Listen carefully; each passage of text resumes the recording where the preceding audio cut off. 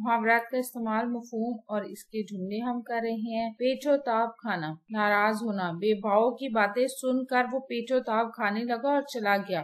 फूट डालना, दुश्मनी करा देना। उसने दोनों दोस्तों में फूट डलवाकर अलहदगी करवा दी। फूट पड़ जाना, ना इत्तेफाकी होना। मोहल्लेदार में फूट पड़ गई और गली का काम बंद हो गया। फूट फूट कर रोना, जोर जोर से रोना। जब भी दुख पहुंचे तो सभी फूट फूट कर रोते हैं।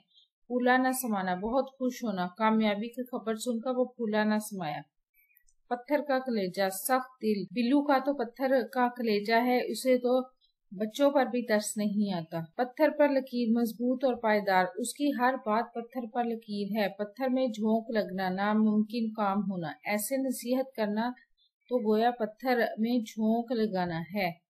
वीडियो कैसी लगी, चैनल सब्सक्राइब करें, वीडियोस को लाइक और शेयर कीजिए, कमेंट करके बताएं मज़ीद कौन सी वीडियो देखना चाहते हैं। अपना और अपने प्यारों को रखें। सारा ख्याल। अल्लाह हाफिज।